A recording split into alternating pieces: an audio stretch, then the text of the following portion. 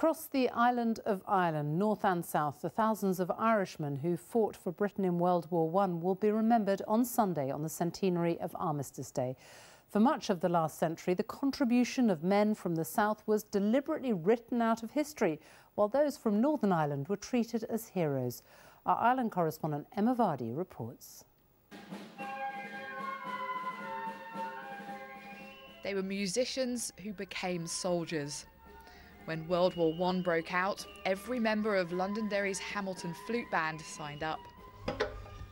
Our connections with this part of history are gradually fading into the past. I think that he must have saw some terrible things. Ruby Jordan's father played in the band. She died aged 92, a few days after we filmed this interview. Her father, Archie, went to war when he was 18. He returned to Northern Ireland, but many other members of the band lost their lives. And my father, I don't know if he was joking or not, he said, they gave us all a glass of rum and shouted no surrender, and we all raced over the top like idiots. And how do you feel to this day when you hear the band playing?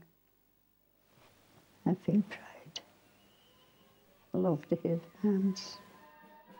Derry's band members doubled as stretcher bearers, and their part in the war has never been forgotten.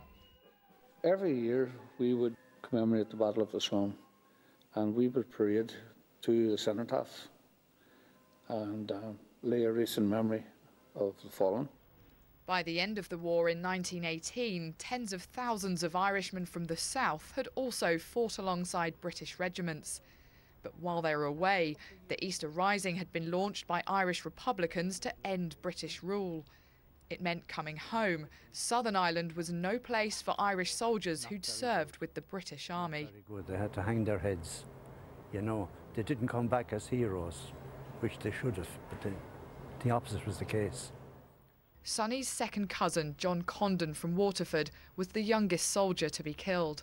It's believed he was just 14. More than 1,100 men from this county alone lost their lives in the war. Those that returned home faced shame and disgrace. For decades, the service of Irish soldiers was almost wiped from public memory. I suppose there was a more or less unwritten consensus here in this part of Ireland that the entire episode of the First World War, it would be best perhaps if that was brushed under the carpet. And I suppose sadly it continued right up until quite recently when we had the peace process on the island of Ireland. People were more willing then at that stage to look back at what actually happened during the Great War. To this day, many families in Ireland are still discovering what their ancestors did in the war. It's only in later years now. A lot of people are mellowing, a lot of people are learning and beginning to see the truth. This memorial was established for the young John Condon, so future generations will remember the thousands of Irish soldiers who were once deliberately forgotten.